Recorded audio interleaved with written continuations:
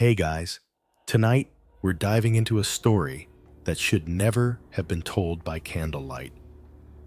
It is Christmas night, December 25th, 1861, in the town of Ashwood, Louisiana. Sleeps under a sky the color of iron. The church bells have just finished tolling midnight. Yet here you stand, inside the grand Beaumont estate, your hands trembling not from cold, but from the weight of the axe you carry.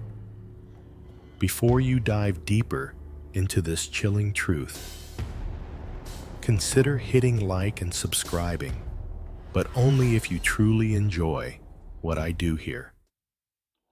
Drop a comment with the time and place you're watching, so I know you're still out there, and we'll dive into tonight's journey together. The dining hall is frozen in a grotesque tableau. The table remains dressed for Christmas supper, silver cutlery catching the dim light. Wine spilled across white linen like veins of red spreading through snow. Around you lie the men who believe themselves untouchables. Jonathan, the eldest, is slumped over his ledgers, eyes still open, as though shocked that death dared to interrupt his calculations. Paul's body sprawls in the upstairs corridor, his lips still curved in that smug half-smile he wore in life, now stiffened with blood. Samuel's Bible lies face down beside him at the foot of the stairs, its pages stained, unreadable. And Thomas, the youngest, is collapsed across the marble floor, pistol inches from his hand, frozen mid-threat.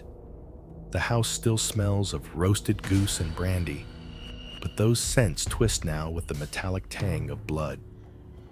You breathe it in, steady, deliberate. The candles flicker, shadows sliding like ghosts across the plaster walls. Outside, the wind rattles the shutters, as though the night itself wants to pry into what you have done. 4 brothers silenced in less than an hour. And the question that hangs in the air, who could do such a thing on a night meant for peace?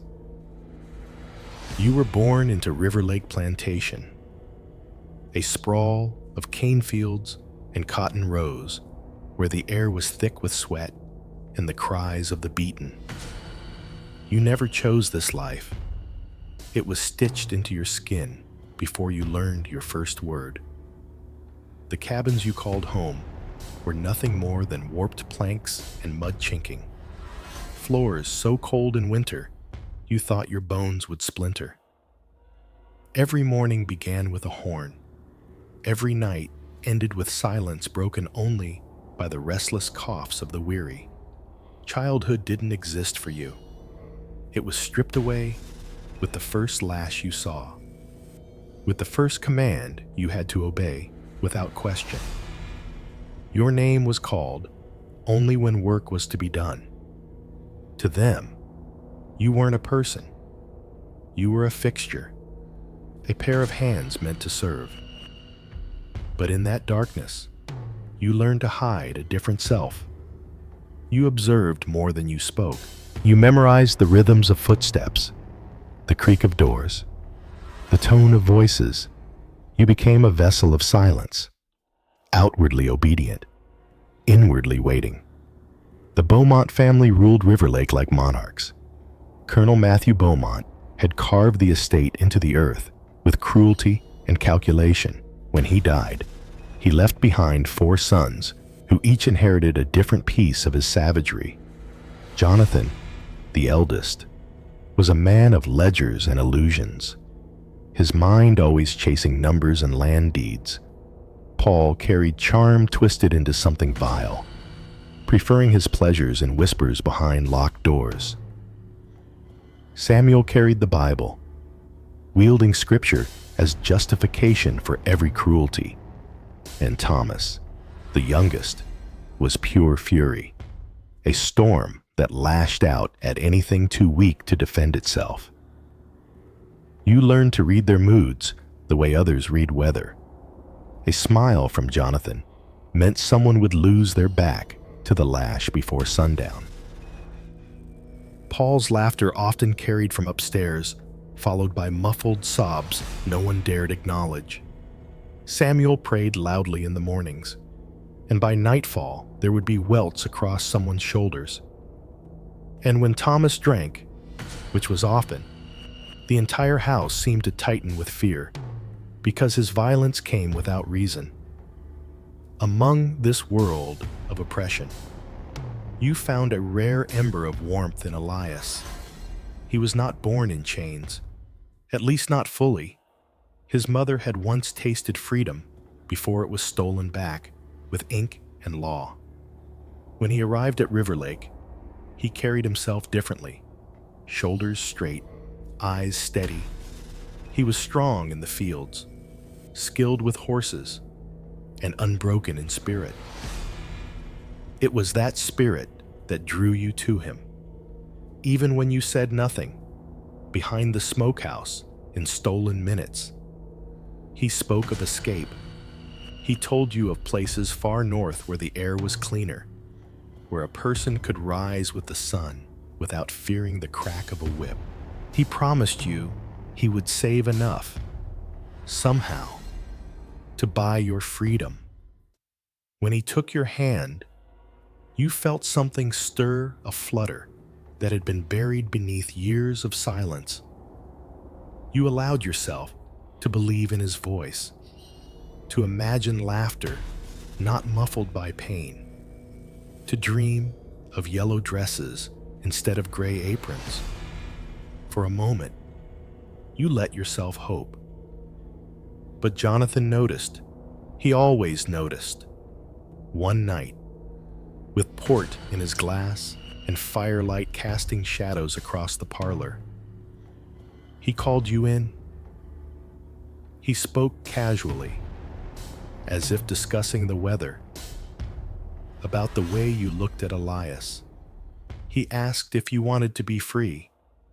He promised that if you worked hard, kept your head down, and made the house shine, he would write papers come spring.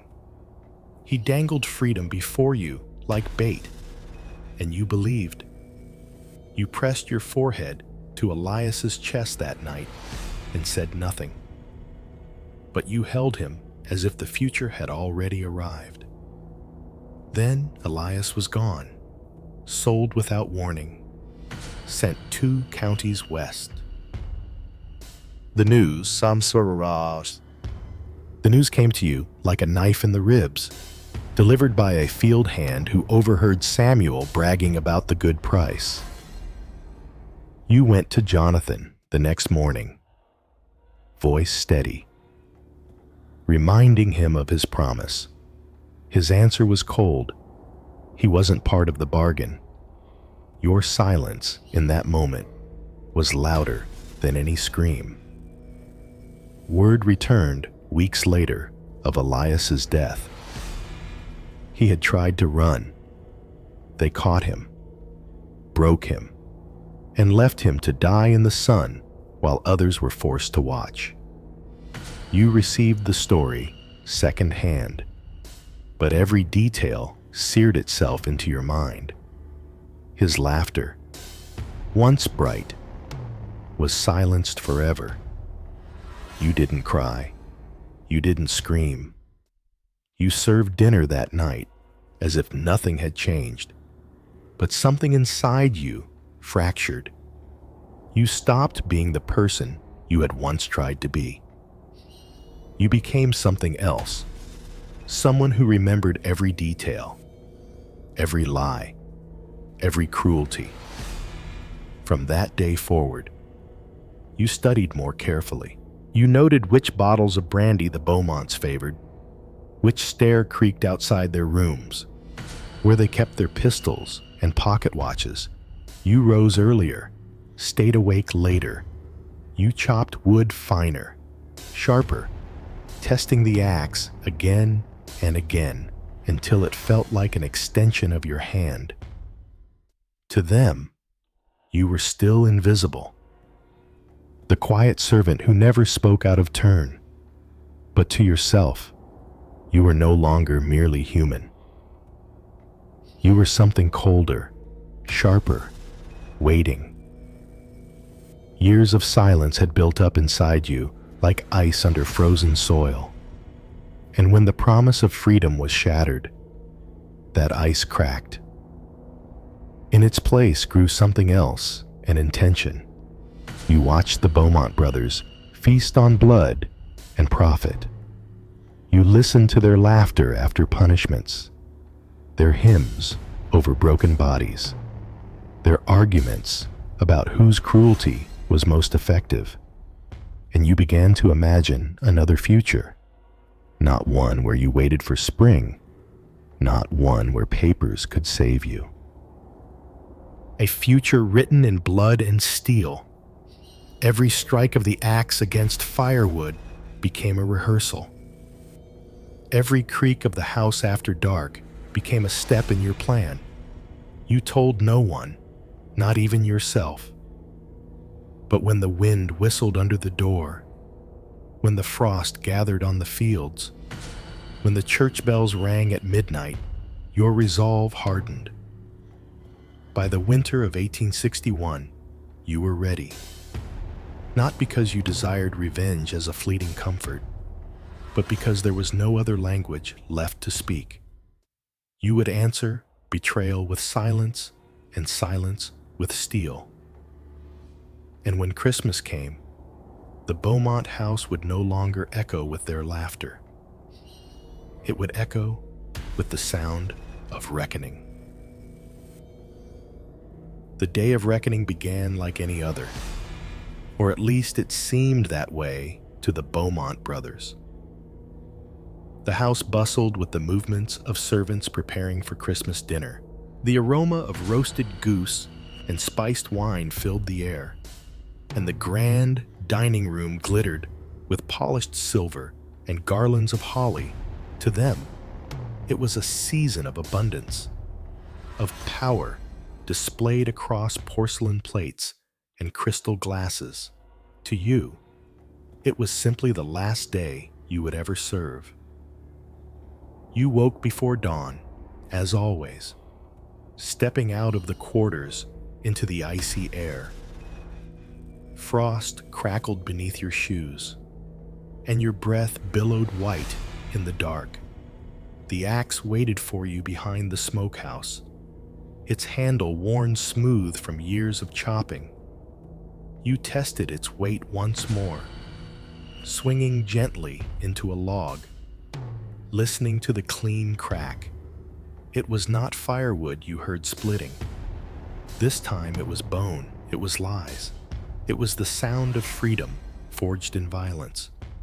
Throughout the day, you moved like a shadow through the house.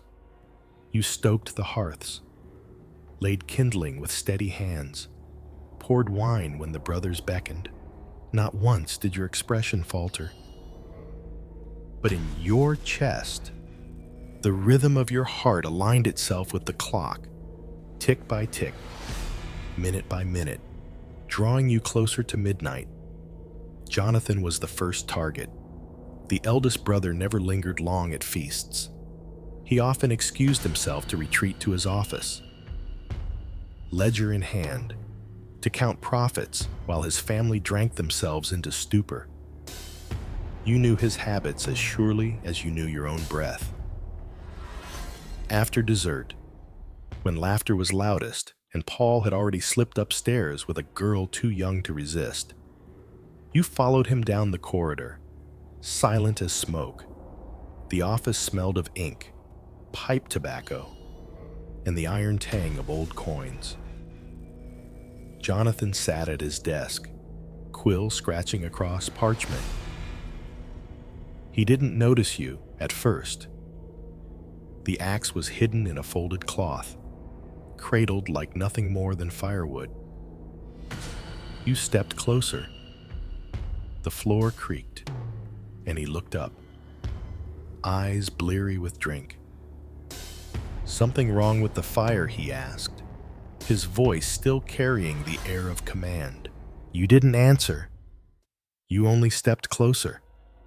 His brows furrowed, confusion shifting toward annoyance. He rose slowly, and in that moment, you brought the axe down. The sound was sharp, wet, final. His body slumped across the ledger, ink spreading with blood until numbers dissolved into a crimson smear. The quill rolled from his hand and fell silently to the rug.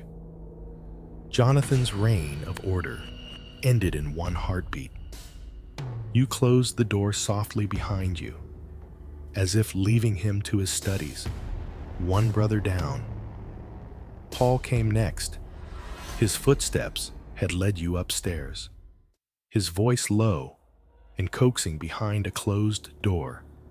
You knocked once, gentle, and when he opened it, his shirt unbuttoned, his hair mussed.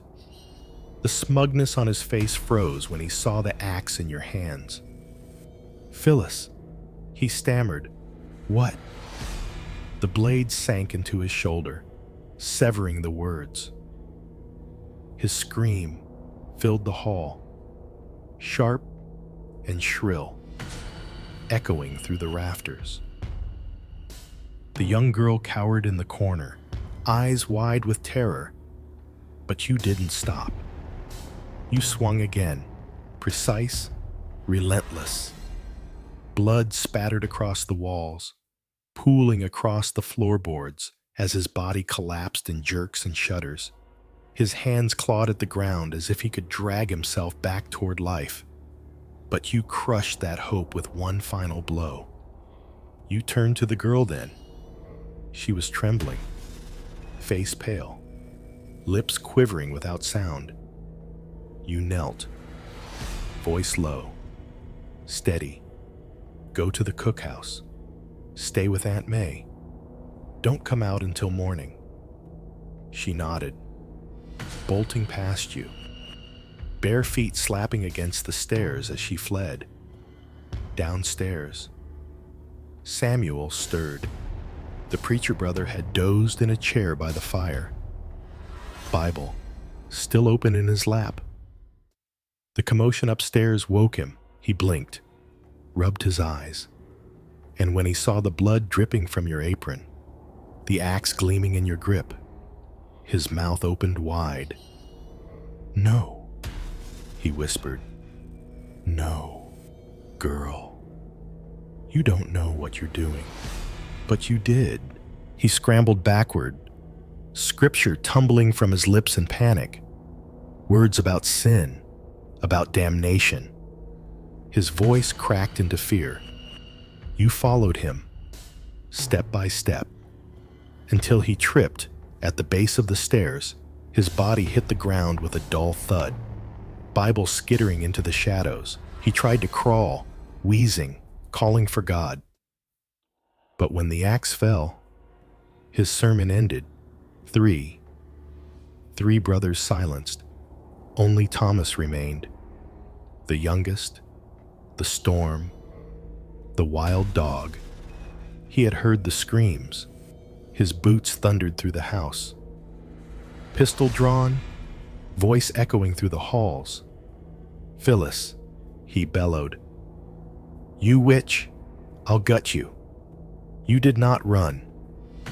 You stepped into the dining room, the long table still set with half-eaten goose and spilled brandy. You placed the axe on the polished wood and waited. Thomas burst in, face red, eyes bloodshot, pistol raised. He saw you sitting there and spat. "You think you can kill us all? You think you're free now?" You didn't answer. You rose slowly. He fired. The shot went wide, splintering the chair behind you. You didn't flinch. He cursed, fumbling to reload, but you were already on him. The axe cut through his arm as he tried to block. His pistol clattered across the floor. He screamed, rage and pain mixing into one raw sound. You swung again and again, each strike carving through fury until his voice broke into gurgles. At last, he collapsed across the marble, body twitching, eyes wide, pistol still inches from his hand. Silence returned to the Beaumont house. You stood in the center of the dining room, soaked in blood, chest heaving. The table glittered with silver and glass, untouched feast laid out as if mocking the carnage. You poured yourself a glass of wine with shaking hands, raised it toward the empty chairs, and drank for Elias, for every name that had been lost to silence outside. The wind moaned through the shutters, carrying the smell of iron and ash. In less than an hour, you had ended the Beaumont line, and as you sank into the chair at the head of the table, axe resting at your side, you knew this was not an ending. It was only the beginning of what the world would remember. The house was no longer alive with laughter or hymns. It breathed differently, now slow, heavy, soaked with the weight of blood. The walls themselves seemed to inhale the metallic stench. The candles sputtered, and every shadow looked like it had learned a new language: silence. You had done what no one thought possible. 4 brothers, 4 masters, lay lifeless. Yet the storm inside the Beaumont estate had only begun to thunder. Because death has a way of echoing, of spreading beyond the walls where it was born. And on that night, each corpse carried its own tale into the darkness. Jonathan's body, slumped over his ledgers, had not gone unseen. His young valet, who had lingered near the office hoping to slip away unseen, had witnessed the final moments through a crack in the door. The boy's eyes widened, his breath caught, but fear locked his legs in place. He ran only when you left the room, but his footsteps carried news back to the quarters like wildfire.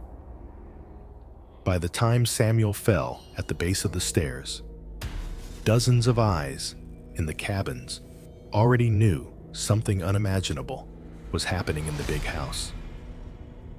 The whispers began immediately. Some said it was vengeance, others swore it was madness. A few whispered of spirits come to life, angels or demons cutting down the Beaumont line. No one dared move closer. They huddled in the dark, clutching one another, listening to the distant thuds of steel on flesh. Paul's death carried another ripple. The young girl you sent away, her face ghostly pale, her small frame quivering, burst into the cookhouse, sobbing. Her words were jagged, her voice shattered, but the picture she painted was clear enough. The axe, the blood, he's gone. The women pulled her into their arms, tried to hush her trembling, but the news spread from mouth to mouth, each whisper building a storm of dread. By the time Thomas's screams echoed through the dining room, the entire quarters knew that the house of their masters was falling. Inside, you moved with deliberate precision. Each kill had been necessary, each strike purposeful. But when the last body dropped, something else filled the halls. Not peace, not relief. An electric current of unease. You were no longer only a servant. You had become something otherworldly to them, a shadow that had stepped out of silence to carve its own law. And yet, your work was not entirely finished. The house was littered with remnants of their reign, the ledgers Jonathan had so carefully kept, lists of names and numbers that reduced people to property. Samuel's notebook, where punishments had been tallied like debts. Paul's chamber, its walls stained with the suffering of children. Thomas's pistol, still warm from the shot he missed. Each room told a story, not just of their deaths, but of lives they had ruined. Each room demanded to be marked. So you moved again, dragging Jonathan's ledgers into the hearth and watching them curl into ash. You took Samuel's Bible and left it sprawled across his chest, but tore the page from Exodus that spoke of obedience, folding it into your pocket like a trophy. In Paul's chamber, you whispered the names of the girls he had harmed, each syllable a curse as you overturned the bed and left the sheets drenched in his blood. Thomas, you left sprawled across the marble floor, his pistol beside him, as though even in death his fury had finally failed him. By the time you returned to the dining room, dawn's first hint of gray had begun to touch the shutters, but sleep never came to you. Instead, you sat at the head of the table, the axe resting across your knees, eyes wide open. Every creak of the house was louder now, every breath of wind pressed against the windows like fists. You were not tired. You were alive in a way you had never been before. Outside, the quarters stirred Elijah. The old man who had once warned you about wandering spirits leaned against the doorframe of his cabin. He looked toward the big house, his face unreadable. Some said later that he smiled. Others swore he muttered a prayer. Either way, he did not move to stop what you had begun. No one did. By midday, the silence was broken not by laughter, but by discovery. A neighboring overseer, sent to deliver a message, entered the estate and found the doors ajar, the house reeking of iron. His shouts summoned others, and soon the halls of Riverlake filled with horrified gasps. Bodies were found one by one, each a grotesque portrait of vengeance. Jonathan, ink-stained and lifeless. Paul, mutilated across his bedchamber. Samuel, face frozen mid-prayer. Thomas, sprawled with rage still etched into his features. The overseer staggered back into the daylight, pale and stammering, and word spread into Ashwood before sundown. The Beaumont estate had fallen, and not to fire or plague, but to a single servant with an axe. By nightfall, fear swallowed the town. Some citizens locked their doors, muttering about curses and witchcraft. Others gathered in taverns, demanding swift justice. If a servant could do this, they whispered, what stops the rest from rising? The image of you, blood-soaked and silent, seated at the head of the dining table, became the ghost that haunted every conversation. But the unease did not stop there. Strange stories began to surface, told in hushed voices around fire pits. A girl claimed she saw you walking the fields after dawn. Though your hands were still bound in rope, an old woman swore she heard the creak of the axe splitting wood, even though the tool had been confiscated by the sheriff. Children whispered that the moon on Christmas night had turned red for a moment. Like it too, had witnessed the massacre and blushed with blood. The more people tried to contain your act, the larger it became. It was not simply murder anymore. It was legend in the making. A story carried on whispers and fear. Each retelling made you grow. From servant to specter. From woman to reckoning. And the Beaumont name, once a banner of power, began to sound more like a curse. The authorities, desperate to restore order, patrolled the quarters, interrogated every servant, demanded names and details as, but the people remained silent. None betrayed you. None admitted to seeing the axe in your hands. They spoke instead in riddles. The house took care of its own. The blood answered the blood. Their silence protected you, not out of fear of punishment, but out of something stronger, reverence.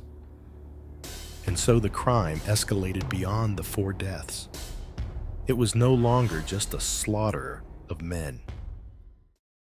It was the collapse of a dynasty, the beginning of something larger, a seed planted in blood that promised to grow whether you survived or not. As night fell once more, Ashwood did not celebrate Christmas. Doors were bolted, lamps extinguished early, streets deserted. The sound of hymns did not drift from churches.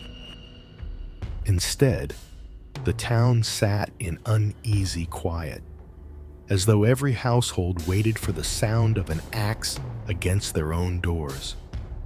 Because vengeance, once unleashed, does not return easily to silence. The official investigation began at dawn on December 26, 1861. But from the very first hour, it was less about truth and more about fear. The sheriff of Ashwood, Henry McAllister, was a man unaccustomed to challenges to order. He had seen theft, drunken brawls, even the occasional stabbing. But 4 prominent white men slaughtered in their own home. That was not crime, it was chaos. The Beaumont estate, once a monument of power, had become a scene of unspeakable ruin. The investigators walked through the halls with kerchiefs pressed to their faces, gagging at the smell of drying blood. The marble tiles of the dining room were slick with it, footprints crisscrossing as if the house itself had tried to walk away. Jonathan's office was the first room McAllister entered. The ledger was still open, numbers dissolving into crimson. He noted the neatness of the strike, the way it split skull and silence with equal precision. Not rage, he muttered. This was calculation. Samuel lay at the base of the stairs, his Bible flung across the steps like a discarded sermon. The sheriff picked it up, flipping through stained pages until one fell loose. Exodus 21:20. If a man smite his servant, he shall not be punished. McAllister's hand trembled as he read it. Coincidence? Perhaps. But the scripture felt like mockery now. And the sheriff, who had once quoted it himself, shoved it into his coat before anyone else could see. Paul's chamber was worse. The bed was drenched, the walls marked with streaks as though someone had dragged him while he thrashed. And in the corner, a young servant girl huddled under a blanket, silent, eyes glazed. When pressed, she would only whisper one word, axe. The sheriff wrote it down. Though the word seemed unnecessary, the evidence was already everywhere. Thomas had been left sprawled in the dining hall, his pistol only half loaded, his jaw frozen in fury. Around him, the Christmas feast remained untouched: half a goose, cranberries, bread rolls. The sheriff stared at it all and muttered, "A feast of the damned." Outside, dozens of townsfolk had gathered behind the patrolman, pressing against one another, whispering theories. Some insisted a group of runaways had stormed the house in the night. Others swore it was witchcraft, punishment from God for the Beaumont's sins.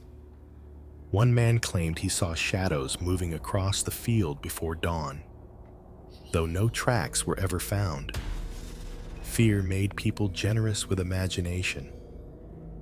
In the quarters, silence held stronger than ever. When questioned, the slaves spoke little. They said they had heard screams, crashes, perhaps gunfire, but when asked who had done it, their eyes dropped to the ground. "We were praying." One woman said, "We don't know nothing." Another whispered. The sheriff grew red with frustration. Somebody saw something. He barked, but their silence was unbreakable. That night, the town coroner made his notes by lantern. He described wounds that were clean and deliberate, suggesting strength but also precision. Each blow purposeful. He wrote, as though rehearsed. He stopped short of naming who could have done it, but the implication gnawed at everyone. Who among the servants had the strength and courage to swing an axe with such conviction? Who had carried so much silence that it could finally explode into this superstition soon tangled with fact? Servants whispered of hearing Isaiah's voice in the fields that night, calling names like a roll of the dead. One child swore she saw the shadow of a man and woman walking together under the moon.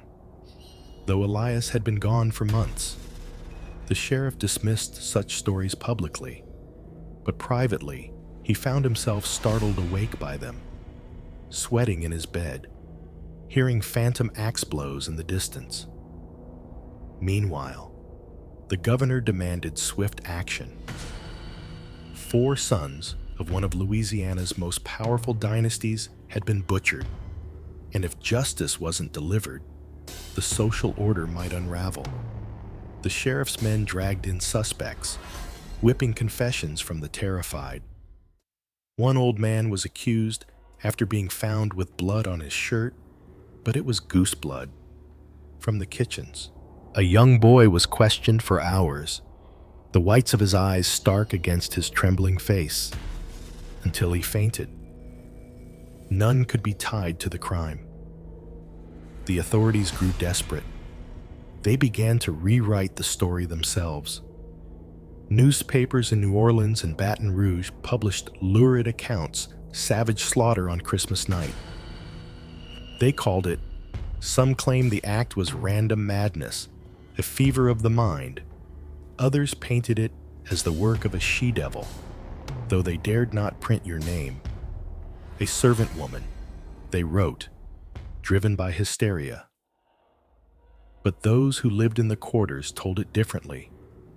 In low voices, by the cookhouse fires, they said it was not madness, not hysteria, it was memory.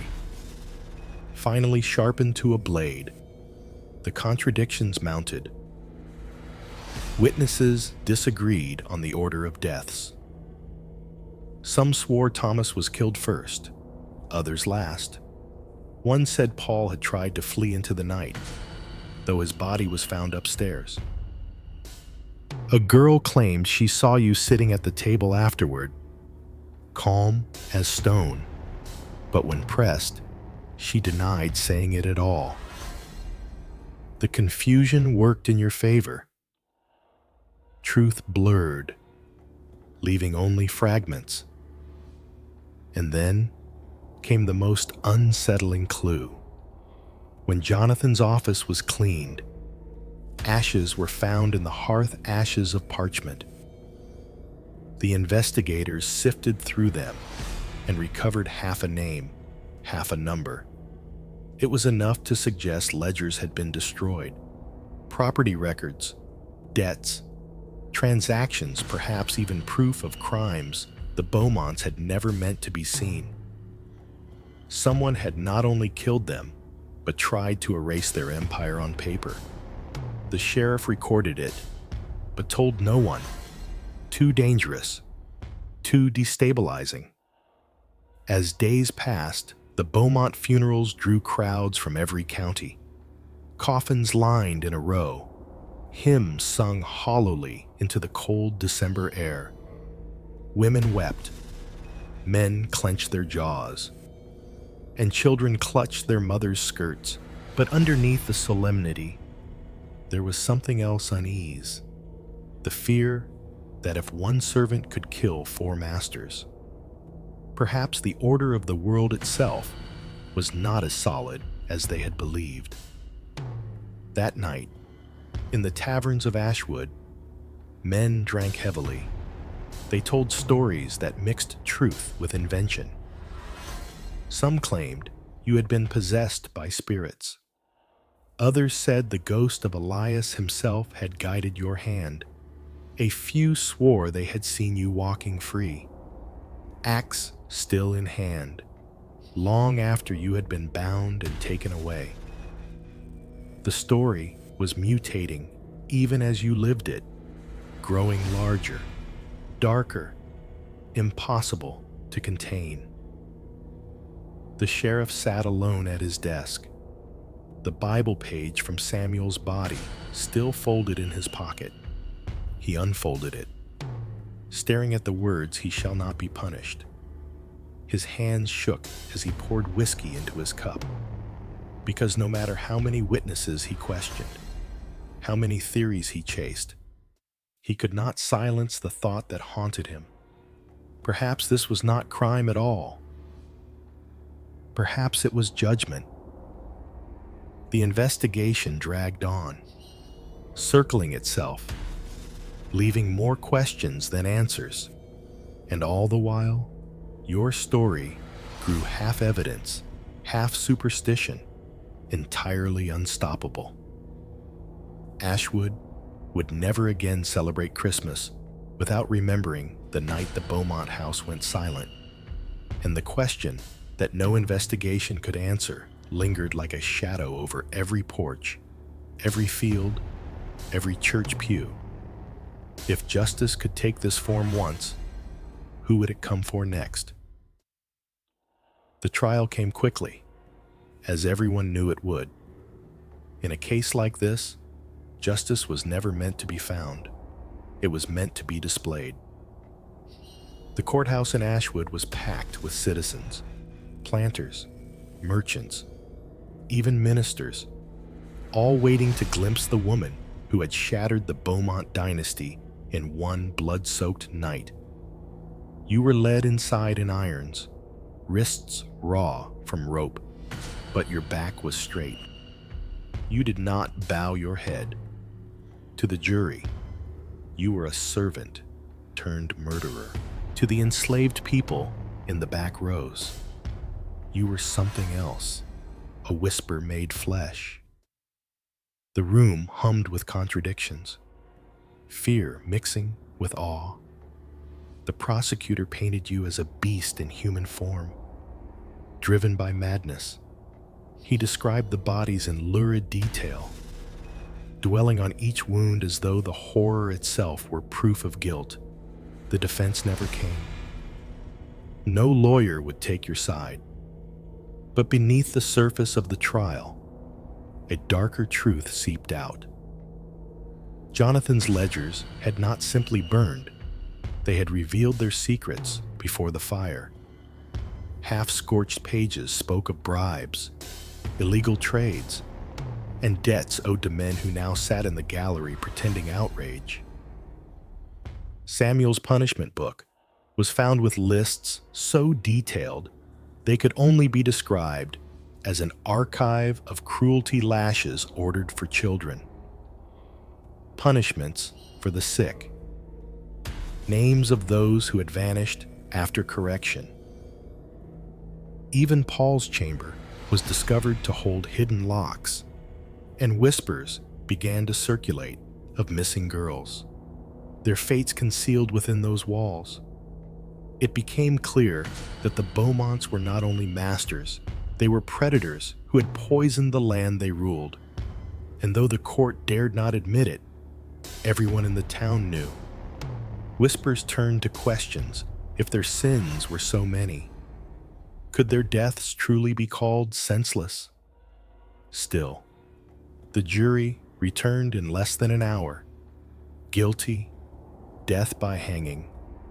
The verdict was inevitable, but the trial had already failed in one crucial way. It had not silenced the story. Because while Ashwood's leaders sought to bury you under the label of madwoman, the quarters spoke differently.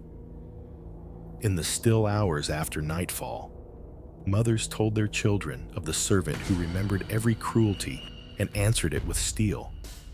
Men repeated your name in reverent tones, as though it were a prayer. Even some poor whites, beaten down by debts owed to the Beaumonts, muttered that perhaps you had only sped up God's hand. And then came the twist no one wanted to acknowledge. A clerk in the sheriff's office, tasked with cataloging evidence, discovered that Jonathan's ledgers contained more than profits.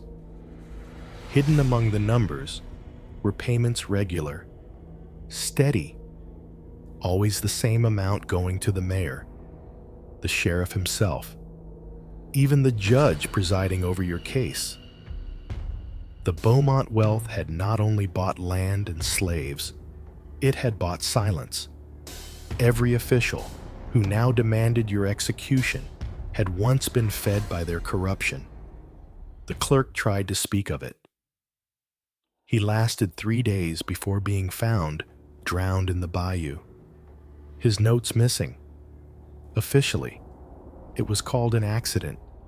Unofficially, the town knew better, but no one dared say it aloud. Still, the truth lingered like smoke that refused to clear. The Beaumonts had not been victims of random madness.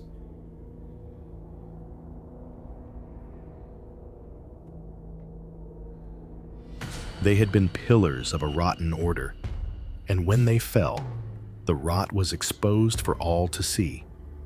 And that is what terrified Ashwood more than the axe itself.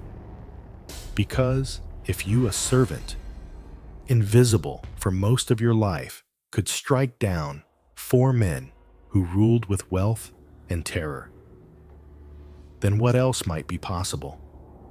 What other truths could be carved into daylight with steel? Your last days in the jail were quiet. The guard said you did not speak, that you sat by the window with your eyes fixed on the sliver of sky above the bars. Some claimed they heard you whispering names in the dark Isaiah. Elsie, Grace, Mama, as though reciting a litany of the dead. Others swore they saw your reflection in the glass, even when you were turned away. When the morning of execution came, they dressed you in white, a cruel parody of purity. But as you stepped onto the gallows, the silence in the crowd was not one of triumph. It was unease. Even those who jeered did so with voices that wavered.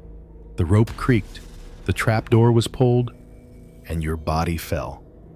But in that instant, many swore they heard something else, the sound of an axe striking wood, echoing across the square. Some said it was imagination. Others believed it was Elias himself, splitting the sky open to take you home. What no one could deny was this: when your body stilled, your story did not. It grew louder, sharper, spreading far beyond Ashwood. into plantations along the river, into swamps where runaways hid, into songs sung under breath during fieldwork. You became more than a woman, more than a killer. You became a reminder, and the truth that the Beaumonts were not innocents, that their wealth was built on suffering, and their power bought with blood could never be erased, no matter how tightly the officials tried to close the records. Their legacy was exposed, and it was your hand that forced it into the light. You had killed 4 men. But in the end, it was not their deaths that haunted Ashwood. It was the knowledge that one servant could shatter the illusion of order. And in that knowledge lay a fear that no verdict could contain. After your body swung still and silent, Ashwood tried to move on. The gallows were dismantled within a week. As though removing the wood might erase the memory, the Beaumont estate was shuttered, its halls stripped of valuables, its doors bolted. Yet no one wanted to live there. The house stood empty, a carcass of brick and timber, its windows staring hollow over the cane fields. Children dared each other to touch its walls, whispering that if you pressed your ear to the stone, you could still hear the axe-splitting bone. The town told itself the story was over. The guilty had hanged. The dynasty had fallen. Order restored. But the whispers never stopped. In the quarters, your name was spoken like a psalm. Mothers teaching it to their daughters. Fathers telling it by firelight to sons. Among the poor, both black and white, your act became something larger, a symbol that even the strongest could bleed. And in the nightmares of Ashwood's leaders, you remained seated at the head of that table, wine in hand, daring them to forget. Legends spread faster than truth. Some claimed that every Christmas Eve, a woman in white walked the fields of Riverlake, her face calm, her hands red. Others swore that the axe had never been found, that it vanished from the evidence room, only to reappear buried in tree stumps miles away. The sheriff himself drank himself into an early grave, muttering about the Bible page that still burned in his pocket and long after. When the Beaumont lands were sold off, laborers would quit overnight, terrified of footsteps echoing in the abandoned halls. What remained was not just a crime, but a shadow, a reminder that silence has its breaking point. And when it breaks, it does not whisper, it roars. And now, more than 160 years later, the question still lingers when you hear a creak in your house at night, when you feel the cold air shift across your skin. What if it isn't the wind? What if it's the echo of that axe, reminding you that justice can come in the darkest hours? Hey guys, if this story left you shaken, drop a comment below. Do you believe a spirit like hers still walks among us? Or did it all end on the gallows before you go? Consider hitting like and subscribing, because the next story may already be waiting outside your door. Hey guys, tonight we're diving into something old, something buried, and something that should have stayed that way. Imagine a church so silent you can hear your own pulse echo in the wooden pews. Imagine blood seeping across the floor, not in a trail, but a perfect circle beneath a kneeling girl, like an offering. That's where we begin tonight. Before you dive deeper into this chilling truth, consider hitting like and subscribing, but only if you truly enjoy what I do here.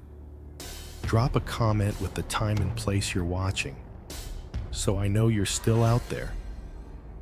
And we'll dive into tonight's journey together. You were the first to see her. Sunday service had just ended. The ash-gray fog still clinging to the windows of Ashcroft Chapel. Most of the congregation had filed out in silence. The same silence they'd practiced every week. But something pulled you back, a flicker of movement near the altar. A rustle like fabric on stone. There she was. Devora Winters, age 16, dressed in her white confirmation robe, slumped forward on the kneeler. Her arms were stretched in front of her as if praying, but both wrists were slit clean. Blood pooled beneath her like a dark halo. Her hands, severed at the joints, were placed on either side of her bowed head, palms together in eternal supplication. No signs of struggle, no broken nails, no bruises, just the silence and the way her mouth hung open, lips frozen in a final, silent amen. You didn't scream, not because you weren't afraid, but because some part of you already knew this wasn't the beginning. It was the price of asking. Ashcroft never felt like a place you lived in. It felt like a place you were kept. The town sat alone in a shallow basin in Montana, flanked by skeletal trees and dirt roads that refused to be paved. There was only one church, one school, one general store, and one way of thinking. You were born into that way, molded by it, and reminded of it every time the church bell rang, which was 4 times a day, precisely. You never questioned it. At least, not aloud. Your earliest memory is of silence. Not quiet silence. The kind that hung in the air during dinner when someone asked a question that shouldn't have been asked. The kind your father enforced with just a glance across the table. A glance that made your younger brother stop mid-sentence and look down at his plate.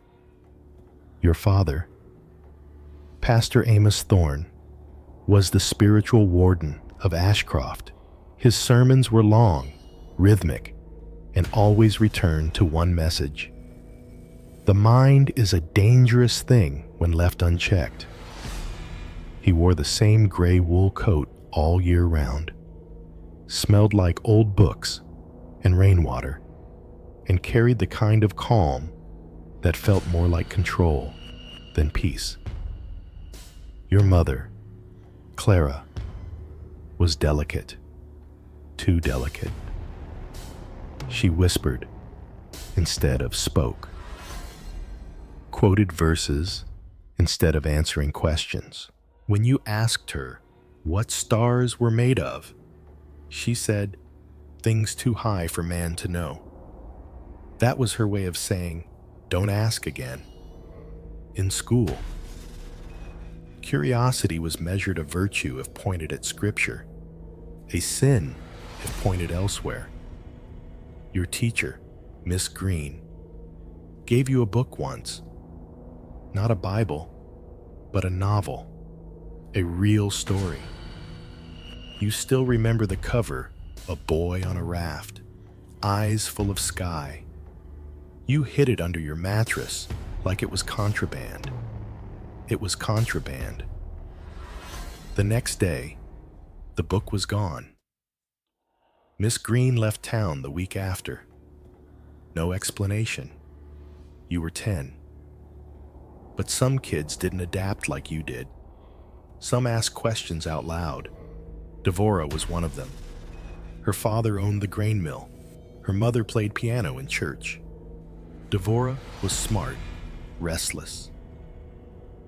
She had this habit of writing things in the margins of hymn books, things like, What if God is silent because we're asking the wrong questions? You saw her once outside the church cellar, trying to pry open the old wooden door behind the choir room. She smiled when she saw you and whispered, "I heard something down there." You told her to stop. She didn't. That was 6 months ago. Then there was Eli, a quiet boy with burn scars on his arms from helping his father at the forge. He once asked Pastor Thorne during confirmation class, "Why did God create us curious if curiosity leads to sin?" Your father didn't raise his voice. He simply laid a hand on Eli's shoulder and said, "Some children must learn the hard way." 2 weeks later, Eli stopped showing up. His family said he'd gone to live with an uncle in the city. But there was no mail, no calls, just silence, the kind you'd grown up with. Others vanished, too. Mrs. Langley, the seamstress, who once told your mother she didn't believe in fasting. Caleb Hughes, who ran the apothecary and was rumored to have a book full of unauthorized remedies. They all slipped from memory like leaves swept off a porch, not gone with drama, just gone. And every time someone disappeared, the same words echoed through town. God called them elsewhere, but where exactly was elsewhere? You kept your head down. You read what you were supposed to read. You repeated the right answers in the right order. But inside, things didn't feel right. There were whispers in the chapel, not voices, but sounds. The click of locks when no one touched the door. The flicker of candlelight when the wind was still. And then there was the cellar. Everyone in Ashcroft knew about the church cellar, but no one mentioned it. It was where the old records were kept. Supposedly, the birth logs, the marriage certificates, the death registers. But no one had been down there in years. Or so they said. You once dared to ask your mother about it. She dropped a plate, didn't pick it up, just looked at you like you'd struck her and said, "Some doors are closed for a reason." It was the way she said it, not scared, not angry, just certain. That certainty scared you more than anything. Then came the night Devorah died. You couldn't sleep. Something was clawing at the back of your thoughts. You remembered what she wrote, what she asked, the cellar door she tried to open. And you remembered your father's sermon that morning. God's order is simple. When thought tempts you to wander, silence must bring you back. Everyone had nodded. Everyone always nodded. But now, in the quiet of your room, you felt it. The weight of that silence, the way it pressed against your ribs. You thought of Devorah's hands, placed neatly beside her bowed head. You wondered who did it. And then you wondered something worse. What if no one thought they were doing anything wrong? What if someone in Ashcroft believed that death was mercy? You wanted to believe your father wasn't involved. You wanted to believe he didn't know. But there were too many empty chairs in Sunday school. Too many questions gone unanswered. Too many names that simply faded. And you started to wonder, what happens when a town forgets how to think on purpose? The morning after Devorah's death, Ashcroft didn't mourn. There was no funeral, no procession, no tolling of bells. Her parents stood in the front pew as if nothing had happened. Her mother's face was blank, her lips pressed into a thin line that didn't tremble. Her father nodded through the sermon. No black clothes, no tears, just that eerie sameness, as if grief had been trained out of them. You sat behind them, staring at the back of her mother's neck. You kept waiting for someone to say her name. No one did. Pastor Thorne gave a sermon titled, "The Mercy of Obedience." He spoke of divine judgment, of the danger of false thoughts, of how the body may fall, but the soul remains pure if kept from corruption. You watched as heads nodded in sync, rhythmically, mechanically. But your mind wasn't with the sermon. It was in the choir room, where Devorah was found. After the service, you lingered. The building emptied. The wooden pews creaked as bodies filed out. You waited in silence until you heard the latch on the chapel door click shut. Then you moved. You retraced your steps through the darkened corridor behind the pulpit, your feet echoing on the cold stone floor. The choir room door was ajar, just like you remembered. The air inside was different now, heavier. There was no blood, not a trace, no stains on the rug, no marks on the kneeler. Even the prayer books were back in place, neatly aligned, as if nothing had ever happened, but you knew it had. You stepped to the corner of the room, the spot where you'd seen her hands. You knelt.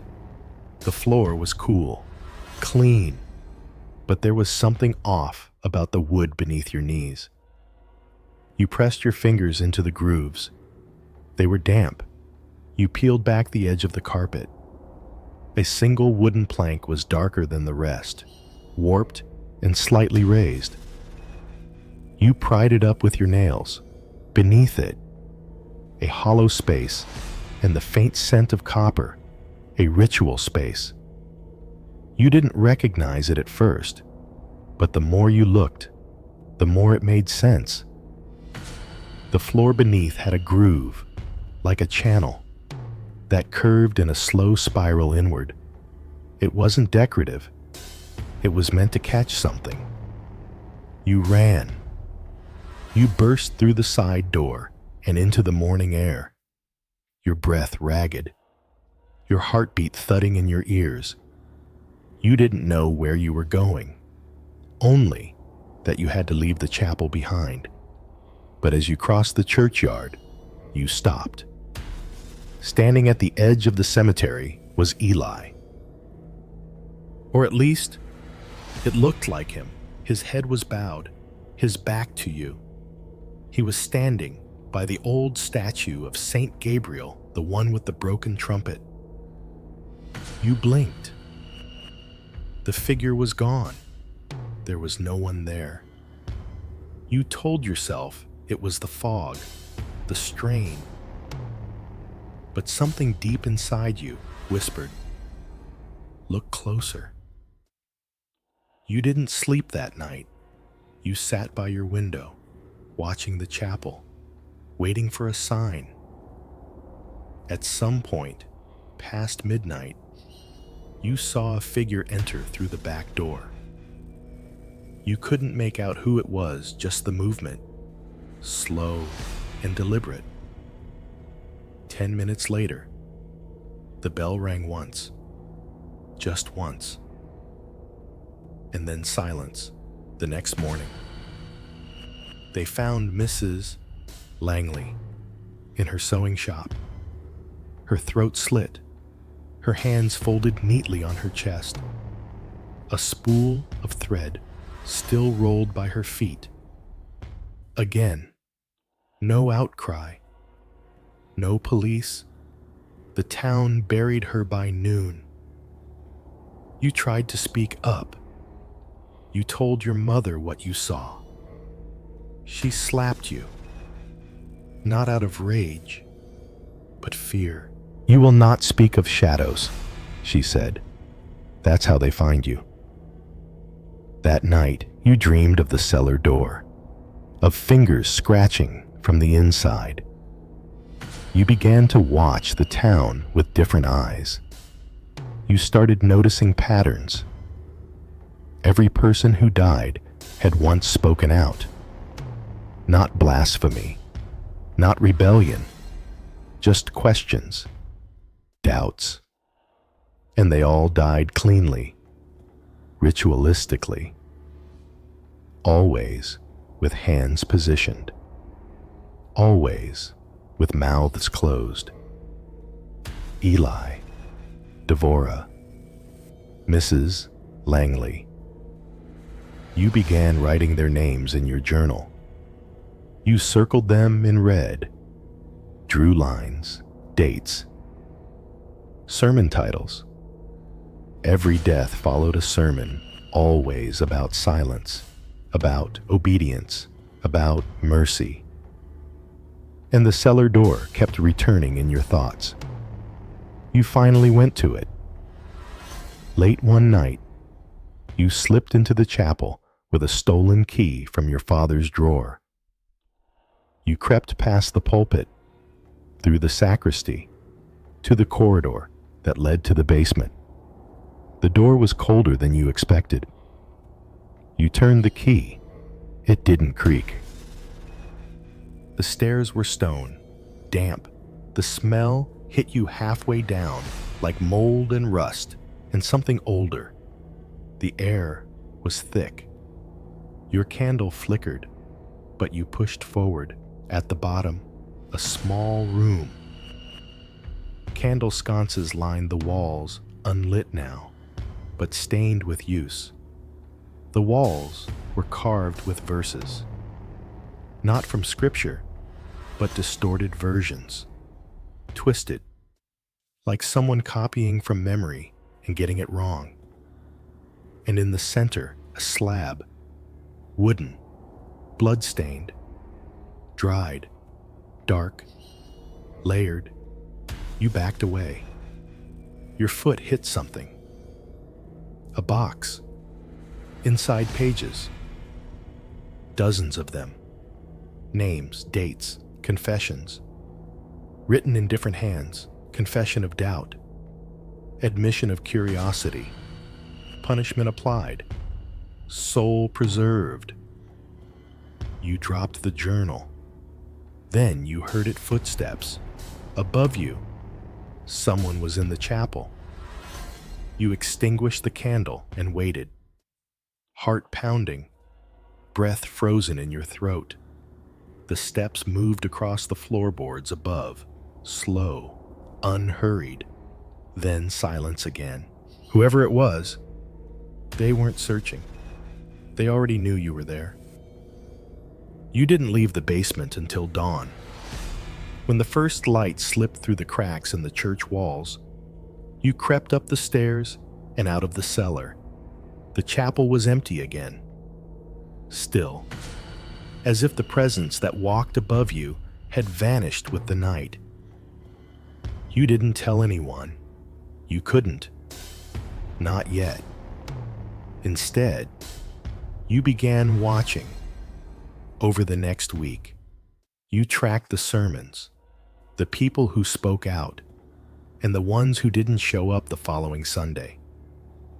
You paid attention to glances exchanged during services, eyes that lingered too long on someone who asked too much, nods between elders at the end of certain hymns. You started noticing the order of it all. The deaths weren't random, they were orchestrated. The next to go was Michael Carver, a farmer who'd told a neighbor he was thinking of moving to Billings to start fresh. He never got the chance. They found him hanging in his barn, pitchforks laid neatly beneath him, arranged like a crude halo. No note, no autopsy, just a closed casket and a prayer about those who stray. You remembered how he used to laugh too loud in town meetings. That laugh had made people uncomfortable. They called it improper. Then came Abigail Tiller, the postmaster's daughter. You heard she'd written a letter to a friend outside Ashcroft, asking if they had room for two. She was found in the creek, waterlogged, but peaceful. Her hands were folded across her chest, clutching her mailbag. The letter was never found. You started dreaming again. Always the same, the cellar door. A slow knock from the inside, 3 times. You didn't open it, but something behind it whispered your name. You stopped attending Sunday school. No one called it out. No one mentioned your absence.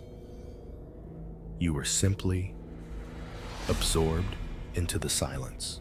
That was their power, not just in erasing people, but in making their erasure feel normal. Then, one night, you followed your father. You'd heard him slip out after midnight, boots brushing against gravel. You waited 10 breaths, then followed in your socks, keeping to the shadows. He didn't go far, just back to the chapel. But he wasn't alone. Through a crack in the back window, you saw them, 6 figures in a circle, all wearing gray. Candles surrounded the slab in the center of the cellar, and on it, someone, a boy. You recognized him, Samuel, the new orphan taken in by the bakery woman. Young, maybe 12. He wasn't moving, but he wasn't dead. Not yet. Your father raised his hands. He spoke not in words, but sounds, guttural syllables, memorized chants. The others echoed him. The boy whimpered. And then the blade, a single cut across the palm. They collected the blood into a dish, whispered over it, lifted it in offering. Then your father spoke something you understood. The mind is the enemy. Doubt must be drawn out like poison. This one will not question again. You didn't scream. You watched. You watched because something inside you finally broke. Not in fear, in clarity. This wasn't just tradition. This was belief turned into a machine that ran on silence, punishment, and ritual blood. The children weren't being killed, they were being cleansed.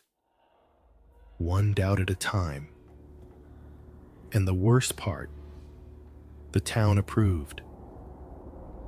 You began documenting everything. Maps, schedules, names, symbols from the cellar wall. You found patterns in the rituals.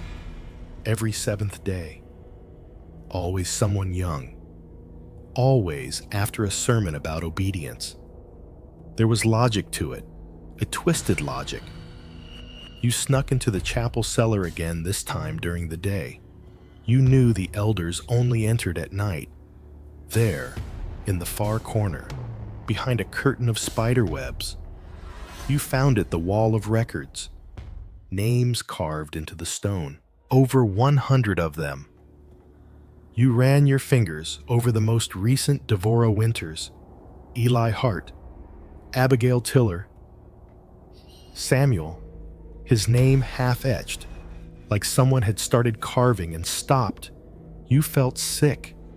You returned home, your clothes smelling of dust and mildew. Your mother looked up from her knitting, said nothing. But you saw her eyes flick to your hands, the dirt under your nails, the scrape on your knuckle. And for just a second, her lips trembled. "Stop," she whispered. "Stop what you asked." Voice low. "Whatever you're doing." She didn't explain. She didn't have to. That night, your journal was missing. You'd hidden it under the floorboard. But someone had found it. They knew. The knock came just after midnight, 3 times. You froze, outside your window. Candlelight flickered. Shadows passed over the lawn. You heard the chapel bell 1 ring, and then silence. The next morning, you found a message carved into your door. Come confess. No name. No signature.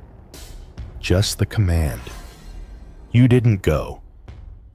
Instead, you returned to the schoolhouse. The one Miss Green used to teach in before she left. Inside, everything was dust-covered, forgotten. But in the drawer of her old desk, you found a letter addressed to someone named Isaac in Great Falls. She had been trying to expose something. The letter mentioned the cellar, the rituals, the fear. She never got to send it. You took it. It was time. You would send it yourself, but when you returned home, the mailbox was gone. Ripped from the post, and on your doorstep, tied in red string, were 3 things: your journal, a knife, and Devora's white robe washed, folded, and smelling faintly of incense. You kept the robe, not because it gave you comfort, but because it proved you weren't imagining any of it. It was real. They knew what you saw. And now, they were warning you. But warning. Or inviting you didn't go to the chapel again after that. You stayed in your room most nights, feigning illness. Your mother left plates of food by the door and said nothing. Your father didn't even knock. Not once, but you knew he was watching, waiting. Still, you weren't alone. 3 nights later, a rock struck your window. You jolted awake. Another tap. You pulled aside the curtain and saw her, Ruth Talley, the baker's niece. Her eyes were wide, frantic. You opened the window and let her in. She didn't say hello. She just whispered. They took Samuel again. You stared at her. Again. She nodded, her face pale. He came back with his hand bandaged. They said it was an accident, but he doesn't talk anymore.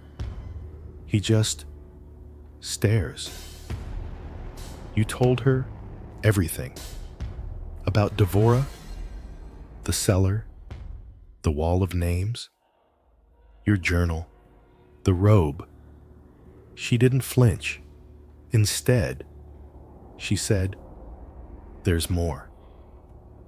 She pulled something from her coat, a photograph. Old, faded. It showed 6 figures in robes, standing in the cellar.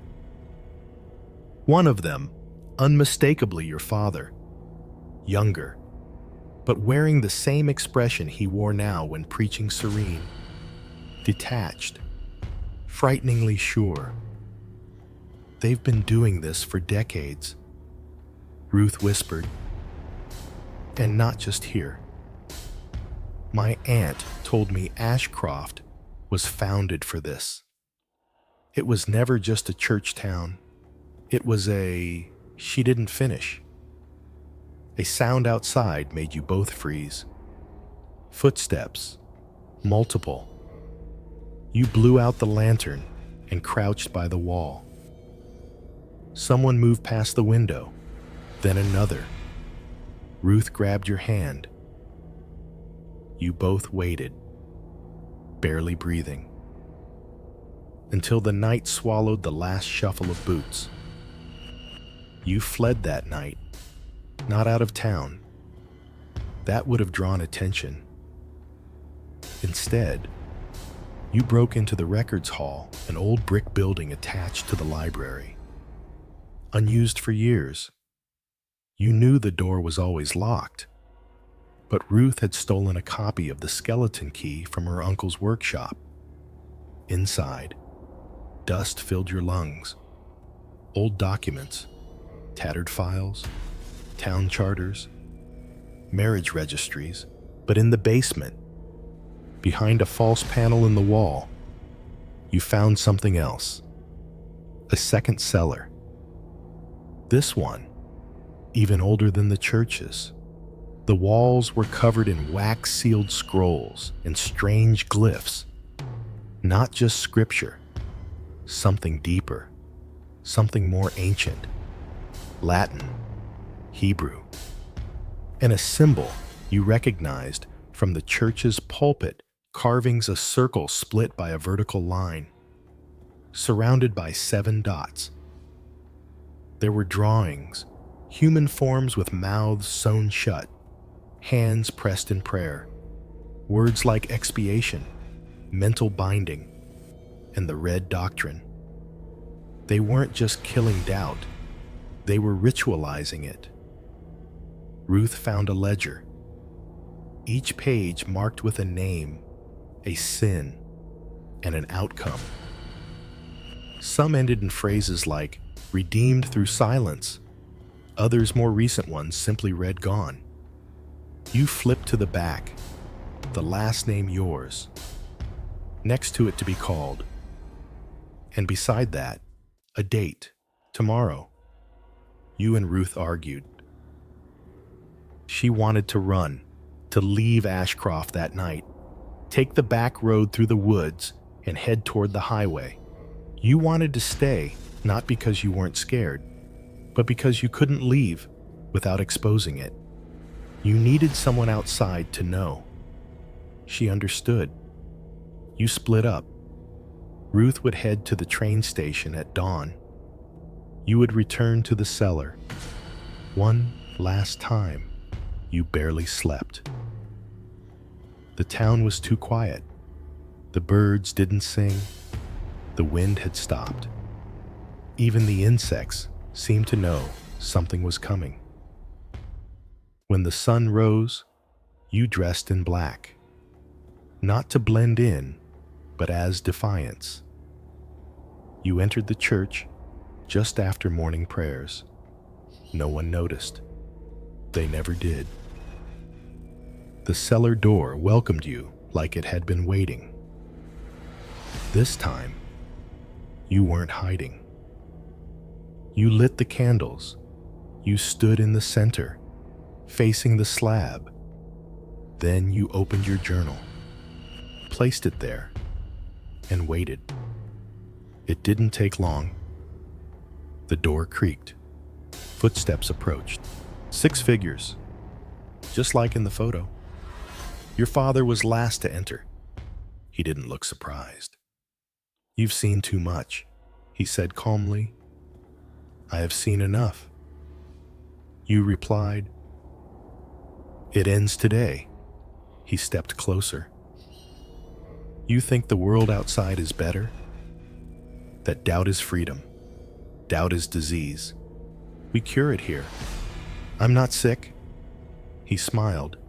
"Not cruel, just sad. All minds are. Eventually." The others began to chant. You stepped back. "I sent the records. You lied. To the state, to the press. If I die, they'll come." A flicker in his eyes. Doubt. Real doubt. "Good. Lies are sins," he said. "Then punish me." You said, "Right here. Prove your mercy." He didn't move. Neither did they. For a moment, no one breathed. Then the door slammed upstairs. Boots. Voices. Real voices. Not chants. Shouts. "Police, open up." Ruth had made it. You almost collapsed. The figures scattered, robes dropping, faces finally visible, faces you knew. Shopkeepers, elders, your school teacher. Even your mother. She stared at you as the officers stormed in, and then she smiled, not lovingly, knowingly, and whispered, "They'll never believe you." They didn't believe you. Not at first. The sheriff from Billings and his 2 deputies found you standing in the cellar of Ashcroft Chapel, surrounded by melted candles, overturned robes, and blood-stained ledgers. Your father and the others had vanished into the walls, or so it seemed. By the time the officers searched the church, every sign of the ritual had been wiped clean. The journal was gone. The slab had been flipped over, its stained surface hidden beneath polished wood. The carvings on the walls were scrubbed with lye, still damp when the investigators arrived. It smelled like vinegar and smoke. All that remained were your fingerprints, your footprints, your voice shouting about cults and silence and sacrifice. They took you in for questioning. You told them everything: the names, the cellar, the ledger, the photograph, the rituals, the robe. You gave them Ruth's name, the bakery, the train ticket, the missing children. You told them to speak to Samuel, to check the graveyard, to pry open the church's floorboards. They didn't laugh, but they didn't nod either. They asked if you'd been feeling overwhelmed. They asked if you had a history of delusions. They asked if you wanted to see a doctor. That's when you realized Ashcroft had prepared for this. Your father filed a report that same night, said you'd been suffering a spiritual illness since Devorah's death, claimed you'd accused your own mother of murder, told the sheriff that you'd broken into the church in a fugue, damaged property, frightened townspeople. Even Ruth was gone. They said she'd never lived in Ashcroft. The bakery woman claimed to have no niece. No one on the train platform remembered her. The conductor said no one had boarded from town that morning. You were alone. They kept you in a holding cell for 2 days. During that time, you were evaluated by Dr. Bertram Keyes, a state psychiatrist. He asked you to tell the story again. So you did. Every detail. He never interrupted.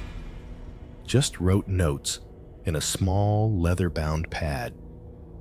After an hour, he closed the book and said, "I believe you believe it." That was the moment the ground slipped under you. They didn't need to disprove you. They only needed to reframe you. You weren't a witness anymore. You were the unreliable narrator of your own life. The next morning, they transferred you to Willowmere, a state hospital on the edge of Helena, for observation. They said, just for a while. The building was old, peeling walls, buzzing lights. Nurses in white moved like ghosts down long hallways. They didn't call it a prison, but the doors locked from the outside. Your mother visited once, just once. She brought a basket of fruit, told you to eat, kissed your forehead. Then, just before she left, she leaned close and whispered, "Now you'll be quiet, like you should have always been." You didn't see her again. You spent weeks in observation.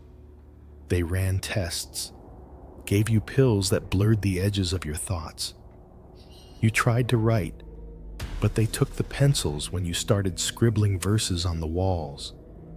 You stared at the ceiling for hours, wondering if you'd imagined it all, if the ritual, the slab, the names were just fever dreams born of grief and isolation, until you got the letter. It came hidden in a Bible delivered by the hospital chaplain, tucked between Psalms and Proverbs. One sheet of paper, handwritten. I made it to Great Falls. I found Isaac. He believes us. He has a copy of the photograph. He says there were whispers about Ashcroft years ago. Something called the Doctrine of Silence. A sect expelled from Europe after the war. He's digging. I'm still here. Keep breathing. R. You cried for the first time since Devora died. And for a moment, the world felt real again. But the letter was dangerous. You burned it in the infirmary trash before lights out. Watched the ink curl and blacken and disappear. The next day, Dr. Keyes returned. He asked you how you were sleeping. You told him the dreams had stopped. He smiled. A week later, he signed your discharge papers. You returned to Ashcroft in silence. They said it was part of your recovery. Familiarity aids the fractured mind. You were given a job at the schoolhouse, sorting old papers, organizing books. No one looked at you too long. Children didn't speak when you passed. The chapel bells still rang 4 times a day. But things had changed, in small, almost imperceptible ways. The cellar remained locked. No new names appeared on the gravestones.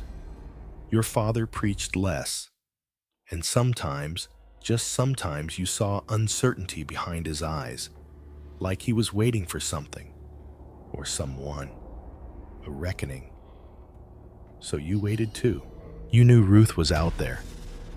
You knew Isaac had the photo. You knew someday someone would come back with proof, with questions, with light. And when that day came, you would speak again. You would break the doctrine, and you would make them all listen. You still live in Ashcroft, not because you want to, but because some ghosts don't let you leave. Not until you finish what they started. They let you walk freely now. No one stops you in the street. The church doors are always open, but no one invites you in. People look past you like you've become furniture, like the town decided you died years ago and just forgot to bury you, but you're very much alive. You work at the old schoolhouse, organizing dusty lesson plans and outdated hymnals. Children avoid your gaze. The teachers do too. Once a week, the sheriff stops by to check in. He never says why. He just walks the halls, nods, and leaves. You think he knows? But like everyone in Ashcroft, he's learned it's safer to stay stupid. The chapel still stands. So does the cellar. But the rituals have moved underground, deeper, more private. You found signs, faint bloodstains on the steps of the foundry, unfamiliar names etched behind the altar wood, a child's shoe tucked behind the bakery's chimney. Small things, careless things, they're slipping. And you're watching. You don't speak much anymore, at least not with words. You write letters, symbols, warnings. You tuck them into songbooks, under pews, into the pockets of those who look like they might be waking up. You never know if they read them. You never know if they understand. But sometimes, someone leaves a mark in return. A symbol carved into your desk. A candle left burning by your door. A page missing from the doctrine in the chapel. The silence is breaking, and yet, some nights, it returns stronger than ever. You hear footsteps where no one should be walking. You hear your name whispered through floorboards. You dream of Devora kneeling, her severed hands still pressed in prayer.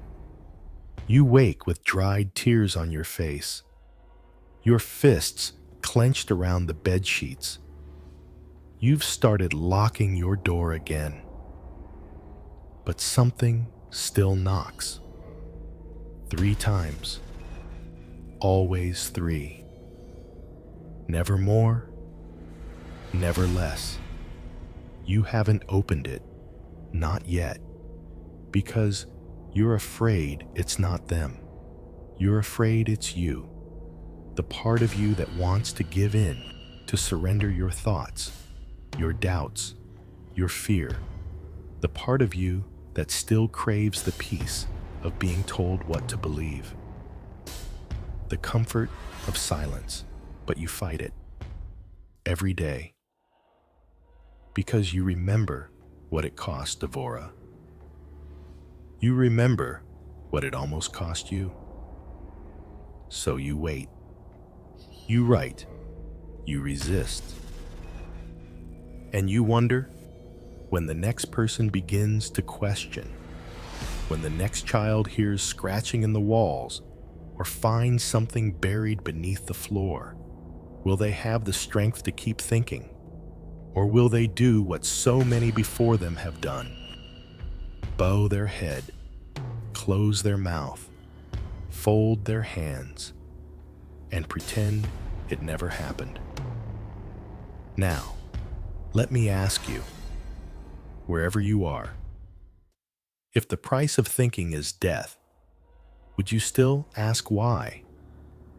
Let me know in the comments. And if you made it this far into the darkness, hit like and subscribe, but only if you truly believe in breaking the silence. And don't forget to ring the bell, because next time we're going someplace even worse, where the silence isn't sacred, it's contagious. It's